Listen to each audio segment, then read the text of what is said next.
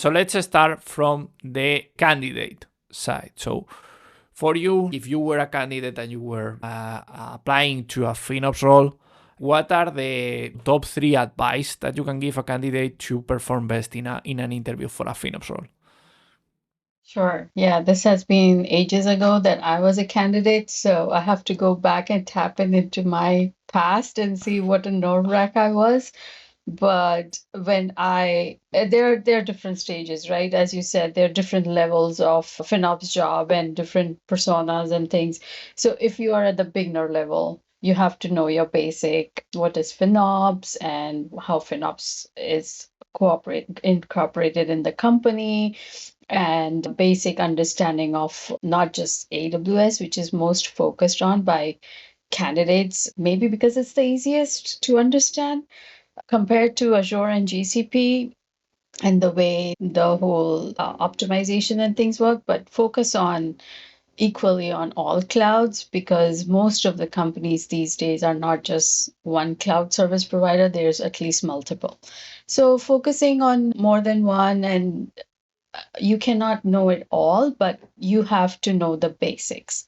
You have to know the terminology. One talks about savings plans as compute savings plan, one talks about savings plan, one talks about flex cut. So it's a basic terminology. When you speak in the proper terminology, when you're referring to the cloud provider, it makes you look intelligent, if I can say so. So it basically presents you know your stuff and you have done your background. That's how I would say it.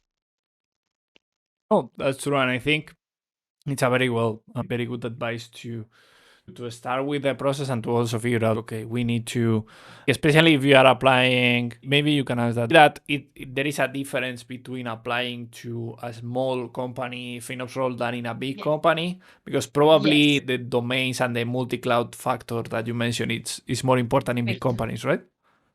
Big time. And also small companies, mid-level companies, and big companies, the basic foundation of FinOps will be the same. It's how well you are aware of yourself and what the FinOps job is, and how you are going to bring it as an education portion of it to the company. Size of the company doesn't matter. Everybody has to do the job of optimization, wastage, KPIs, governance. Everybody has to do that. At what level, at what scale will differ from individual companies. Yeah, no, that's true. And also, especially, you can see the difference in the industries. And we can dive deep into this because so FinOps, it's super, like, the good thing about FinOps is that it's super related to business because it's optimizing for the business value and for people that are coming. I see it for more people coming from the engineering side, as me, for example. You focus on the features, the optimization, like making the most out of the performance. And you need to think in more of the business value and the unit economics and all of that, and try to shift your Right. mindset a bit. And what do you think? You think that there are differences in terms of the requirements for a small company? Like, what do you think it would be more useful for a small company and instead of in a bigger company? I think you think like in a bigger company you have to have more of a social role, an executive role. What are your thoughts on that? So again, not having a very or any experience working with a small company, given Epsilon is where my entire cloud foundation has been established and run. But I do think being an analyst, being a very strong analyst helps you become a very good FinOps practitioner. Because as an analyst, you are in the habit of asking the question. You are questioning everything, and that is an important factor. Again, over here, size of the company doesn't matter. Yes, when you are in a bigger company, there's other facts in like vendor management portion of it where you're doing special pricing or doing special discounting and things like that with the companies, with the cloud provider. Those are separate. But as an individual, as a practitioner, you have to have that ability to question the data, to look at the data, not just, oh, our usage increased by so and so dollar, so and so percent. Dude, anybody can see that. Yeah. Why? Tell me why. Yeah, that's true. Everyone can see the changes and it's easy to see, but then Yeah, why the context, the info, why yeah, it happened, it would be a good thing. As I mentioned, like yeah, the bill increasing, maybe yeah. it's your business is growing. Exactly. All growth is not bad. All cost hike is not bad. So the terminology of savings need to be reevaluated. What exactly is savings? Savings comes from when your business is growing, you are doing right, but you are able to maintain the cost because you are always proactively right sizing, optimizing, removing waste. You want your business to thrive. That's why we all are here. Yeah, no, that's true. That's been there forever, and that's going to Yeah. be there. That's why the importance of finance is because you want your business to be better, to be more efficient, and not just to Yeah. save cost. And Yes. Yes. one question about the, let's say that you have these basic things, these basic features, these basic qualities, and then you, for example, you are in the role of selecting someone, you are hiring for your team. What qualities, maybe out of the pure technical knowledge, what soft skills, what different skills you want to see in a candidate that you say, yeah, I want this person? For me, personality matters. So the personality tells it all. So when you ask the question and the person who's giving interview is willing to explore and think out of the box and say, I have not had exposure to this, but I think if I am in that scenario, I may consider doing this. It's telling that you're willing to learn, you're open to learning, you're open to new ideas, you are exploring. The I think we have said it so many times for so many jobs. Job can be taught, personality can't be taught. So if you have the personality to learn, the appetite to learn, the passion to do the job, you are you can even though you come with basic knowledge of FinOps foundation and FinOps background, you can excel. It's you giving yourself to the company and willing to understand their process first. The very first thing that turns me off, frankly, is I'm going to look at your tagging, I'm going to look at your optimization. I have been working in this company for this amount of time. You think I've not even considered doing the tagging? You think I've not considered doing optimization? So, those are, if you really want to put yourself in front of other candidates, show me your personality. What have you achieved in your previous job? Any failure, any success. Failure is part of learning. Talk to me about your failure. Don't be shy about it. Yeah, I think the failure is the best teacher. I've learned from my fails. That's the only way to learn. I always been a person like of action, especially lately with all, as you can see, if you see the first edition of Finance Weekly, you will probably consider it a failure, but it was the first edition, so it was the beginning of something. But you always, Yeah. you need to start and you need to test and you'll get better, like not from planning everything, but also from doing, right? Like you showcase that you are able to learn, to improve, to learn from your mistakes, right? Yeah, you cannot let it bring you down. You have to learn from it and not repeat it. That's the key. Yeah, that's true. And wanted to thinking about, okay, we have this personality things. What do you think is the role of the certifications in the evaluation of someone, or what do you think are the role of the certifications in FinOps? What are your FinOps thoughts on that? Foundation, yeah, FinOps Foundation won't be happy with my opinion on this, but this is my personal opinion. I think it's some companies like it if you're certified. Some person think if they are certified, it adds value to them. I have done it for the same reason because I think it adds value to what you speak at. But is it the source of truth? I don't think so. If somebody comes to me who's not certified, can be way smarter than somebody who's certified and has better understanding. If I give an example of to both the certified, non-certified, how does a rate calculation work? If non-certified can do it and certified cannot do it, will I reject non-certified? No, I would not. I would go with non-certified. So it's again, sorry, FinOps Foundation, but I think certification is something good to have as it adds weightage, but it doesn't mean it you are a very good practitioner and you know it all. No, I think I agree. I think it's like in general, it's a good to have, and it's a sign that you had the opportunity. Because first you have Yeah, to have the opportunity and the budget for you or your company to do it, which is one thing. Like yeah, it's an economic yeah, effort. yeah, And secondly, it certifies that you are able or you are willing to put effort in the practice. It doesn't mean yeah, that 100% of all the exercise you are the best fit of every role and you are no, you are yeah, the yeah, biggest fit, exactly. because there is a lot of Yeah, yeah. Yeah, certification. because the certification will never define what your job role is. For No. certification will define what the scope is. But when you are interviewing for a job, you have to understand, read the requirement that was given to you, and based on that, think of the questions you want to ask to the interviewer. How are you going to be adding the value in the company if you come? You are coming in, you are an asset who's coming in, Yeah. you are going to add value. So make yourself noticeable by asking those questions, because most of the time when you ask the question, do you have any question for me? No.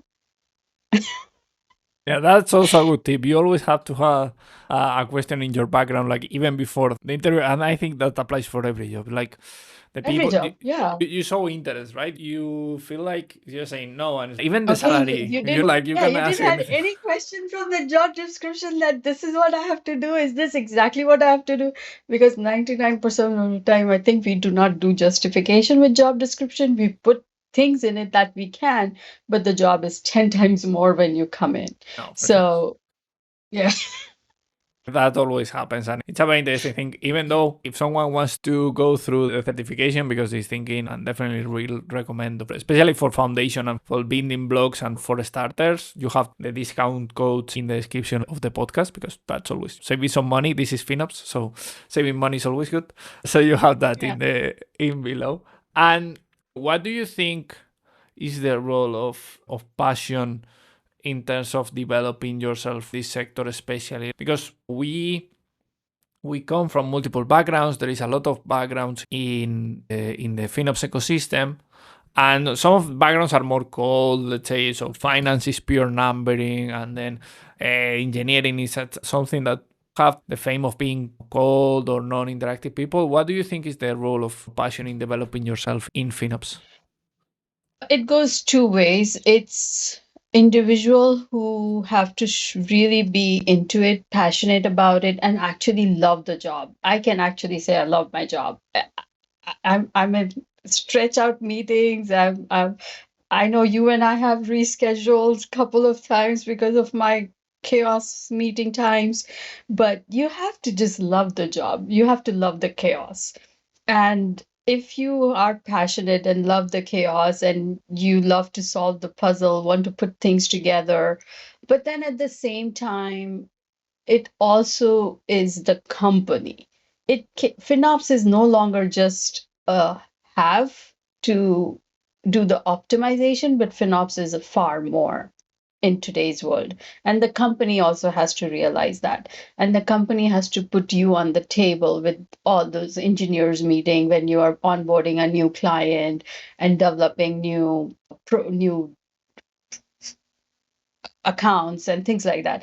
So you have to have a FinOps person on the table when you do rate negotiation and things like that. So it's equal partnership. The company has to show interest in you for you to equally respond with that passion and to do more, to step up. Yeah, that's true. I think in this role, especially, I've been reading about the burnout in FinOps because of the amount of different things that you need to be considering. And we are going to Yeah. dive into that. But it really, you need to be passionate about the role because it's very demanding, I would say. Based on your probably your meeting schedule is very demanding, right? It's not 9 to 5 job. If you want a 9 to 5 job, FinOps is not for you. At least a sound FinOps is not for you. Yeah, especially like becoming a lead or things like in a leading position. Yeah. The It more you want to grow up the ladder, You have to be flexible with your time. There are odd hours, there are good days, there are days when you can say, oh, I can take it easy today. Just don't say it out loud, because the moment you say it, it becomes chaotic. Yeah, you just block your calendar with time for you, Just and block your that's it. calendar for yourself. Me time. Yeah, that's it. Me time, definitely. And we were talking about this before, but wanted to ask you about the role itself, the FinOps role itself. How do you see the in the future? Like, how do you have seen it evolving? Like from the beginning, from your career till now in FinOps, how do you see it evolving? How has it evolved for you? And how do you see it evolving in the near future? It has gone a long way, I would say, from at least from 2018 to 25, 26. I would say it has definitely evolved a lot. A lot more people are aware of it. A lot more people understand the knowledge one needs to have a person in the organization to do that job. What is missing is the strength of the team, because I think initially we said it shouldn't be too big. FinOps cannot be too big. But think about it, if the team is not sufficient big enough, a team of three or four is doing multi-cloud billing with multi-million dollars. Other service providers that the security tools like Sumo, Stacklet, and things like that, that all falls under cloud. And the way we are growing, add AI now to it. Everybody's into AI. Everybody's talking AI, small, big, medium, large, extra large. Everybody wants to be on AI. With how much of actual understanding and how much of true reporting that can be done. I'm still struggling. I'm learning every day. I did find FinOps Foundation's AI training useful, especially me being not from the technical background. So those terminologies helped me to understand. So when I talk to people, it can guide me. I'm not going to, again, knowing the terminology, knowing your language for each cloud, different AI, different cloud provider, cloud provider, right? So same thing happens. So I think there's a long way to go. We have come a long way, but we have a long way to go. There's not enough, let's say, seat on the table yet in organizations, depending on maturity of organizations on FinOps and appreciation of FinOps and everything they do. Uh, you need people, but at the same time, it ends up when you interview, how many good people do you get who's capable of doing that job? So we are back in circle. We are telling company to grow the team. Company says go interview. And if you don't select anybody and the pool is only so big, what are you going to do? So it's a long way to go. Both we need to train ourselves better. Interviewer needs to know how to ask the right questions. You cannot just say, if a business is into marketing and asking a FinOps person, how are you going to increase sale? Yeah. How does that tie up? It's a dumb question. Yeah, that's true. You need to be related to the business, and you can ask business related questions so to know if the person is it could Yeah. adapt to the industry, but you cannot ask like a FinOps to increase sales, because it's definitely not its role is Yeah. to make the sales process, like the sales back end and all the requirements to be more efficient, right? And not that. Yeah.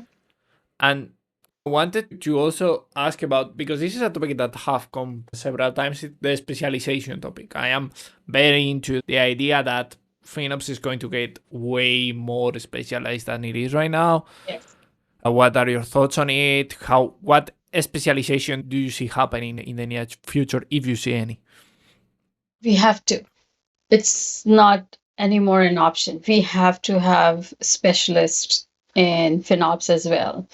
A billing FinOps specialist will understand in and out of a billing, from reading the invoice, understanding the extracted file, not just after the invoice is released, but during the period of the in between the month, every 5 days, every 6 days, 7 days, just going, looking how things are running and catching things in action and then correcting things, to doing the chargeback and cost allocation and working with the finance team and working on the budgeting. So this has to fall under one billing specialist. You need optimization specialist.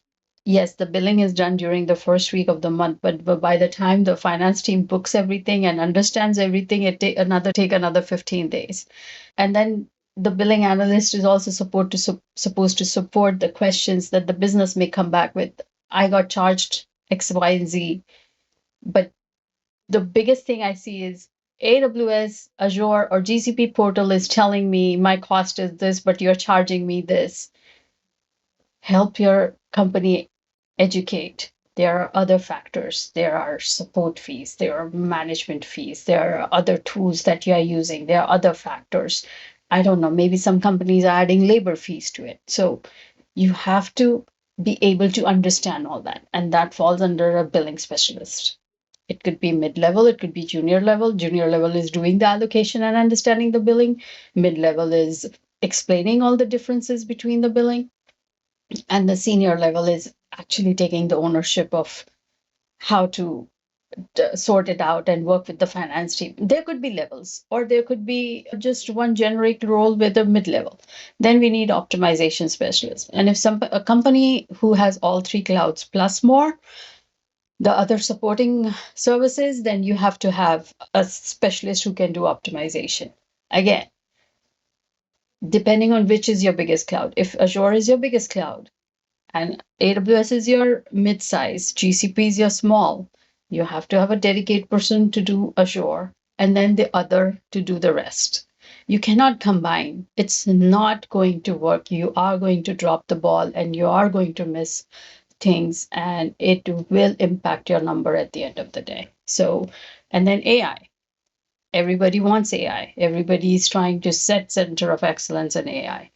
But AI is so much more. You have to connect with different teams. You have to understand what they are using, why they are using.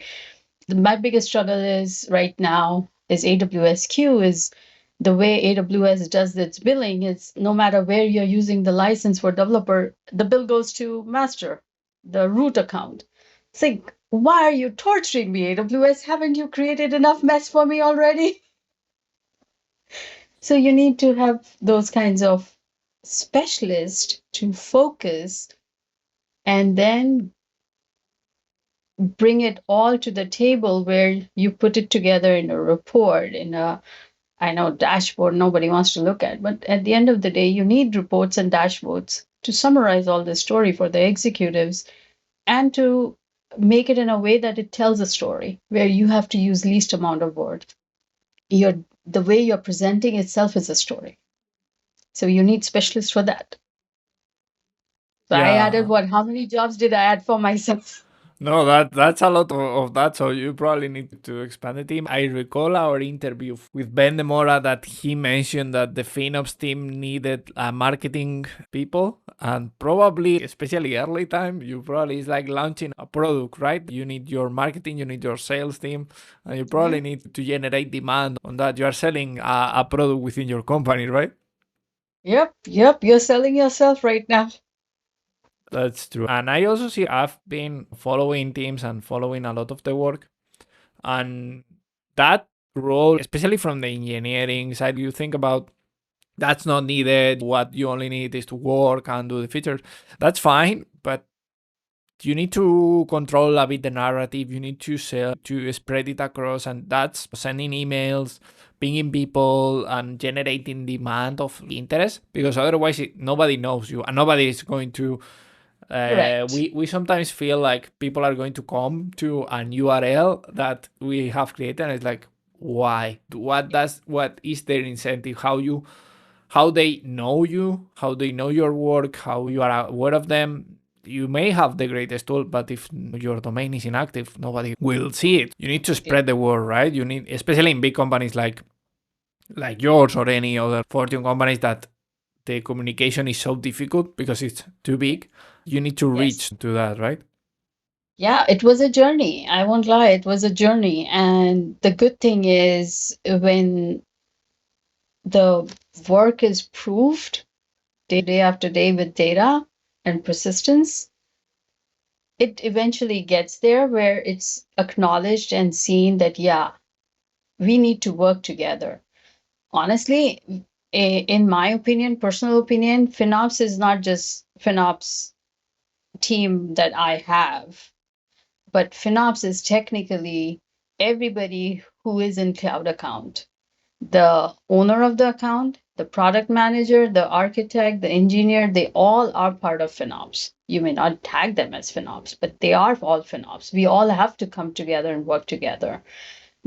We need to build that trust that I'm not overstepping your role. That comfort has to be given, that this is simple partnership where I have certain understanding and you have certain understanding, and if we combine the two, we make it a better result, better outcome, and that's the goal. It's nothing else.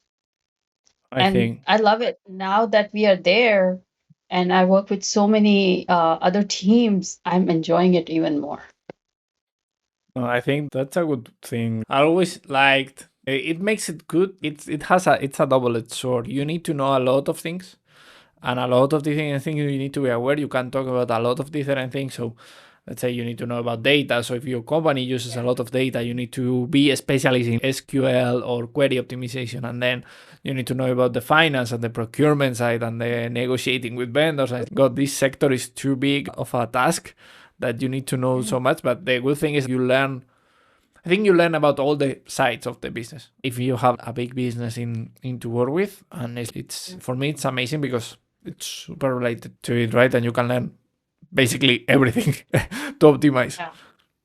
Yeah, you cannot be master of all. There's just no way possible No, you're no, master of all. You have to accept the fact. That's where honesty also comes in. It comes in interview, it comes in your work, and it comes with your interaction. Honesty is a best policy. You don't know something, you say it up front you don't know. At least you're not fooling yourself and the others. You're not wasting anybody's time, and you're open to learning on that.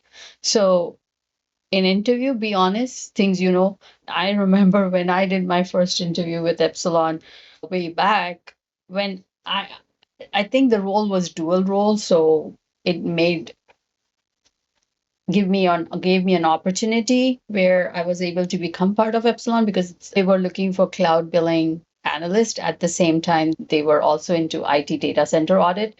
And I remember this very clearly telling my hiring manager, I don't know anything about cloud. I don't know what AWS stands for. But what I can tell you is when it comes to the data center audit part of it, you will find no one better than me. So I feel very proud of that, that they took that moment and they took that honesty, and here we are. that's cool, and it shows that you can start by not knowing anything, and you can become someone that I can started lead. with not knowing anything. Totally. I am very proud of it. The number of people who have crossed my path, who have really sucked the brain out of them to understand every single bit of what I know. I'm really grateful to all of them for spending that time and bearing with my questions. In my opinion, maybe a dumb questions, but in their view, I was learning, so they were helping me. Yeah, there is no dumb questions, and especially if you don't know, you don't know. If you don't know anything, you're always like I always say, like in the martial arts, like if you're a white belt and it's your first day, everything is difficult. And now you see it like Yeah. after 2 years, 3 years, and yeah, this is easy, but I've been there. So you always been like thinking about let's try to help this person, and I think that's also a good advice for finance people, or that maybe you are the best or in your IT audit and someone can help you, but if then it asks you about I don't know Azure functions optimization, I was like I don't know, teach me because I have no idea. So I can teach you one and then you can teach me yours. You always try to help. Absolutely. I remember I've learned everything on the job here. I came with no knowledge of AWS. That was my priority. So I learned AWS. I was given an opportunity where Azure was coming in the picture. So I picked up Azure. Again, I started sitting with the experts who have been doing the business and asking the questions and poking them around and just driving them crazy to the wall. But I'm very grateful to all those people. It's not easy to know it all because I don't know it all, but whatever I know, I have gone to the root of the people who actually establish things. And so, again, that passion of learning that all circles back to the same thing we are talking about, the job, the role, the interview, all this, and people believing in you. Working in a good company matters. Yeah. I love working at Epsilon. That's a good PR for Epsilon. Definitely a I good. don't think Epsilon needs any PR, No, but no, no. yeah, I It's mean, definitely good, but it's good to have to find. I think it's always good to find like yeah, your place. It's always like yeah. it's. It's a happy place. Yeah, it's a happy place. Even the work is crazy, but it's a happy place. That's good. That's good. So I think that's a very good way and a very happy way to finish today's talk. I think it was a pleasure to have you, and it was great to know more about the interview process, the how it goes, because there is a lot of questions by the audience. So thanks, Puya, for taking the time today, and hope you have Thank you a great so day. much. Yeah. Yeah, thank you so much for having me. I was a nervous wreck, but you made it very comfortable. So it was a pleasure. Thanks. I'm sorry I'm going to miss FinOps X this year, but I'm looking forward to hearing all the great stuff that happens there. And I'm going Y- to look at all the interviews you do. Yeah, I'll do my best to try and interview the most people I can and try to have everyone a spotlight to see, because I think there are a lot of people that are in the, let's say, in the shadows of Finos, or Yeah, not as exposed as us to showcase what they do. And looking yeah. forward to share it and do that event and find as interesting people Good luck. as you are. Yeah, good luck. So thanks, and see you Thank you. everyone in the next episode. Bye bye. Bye.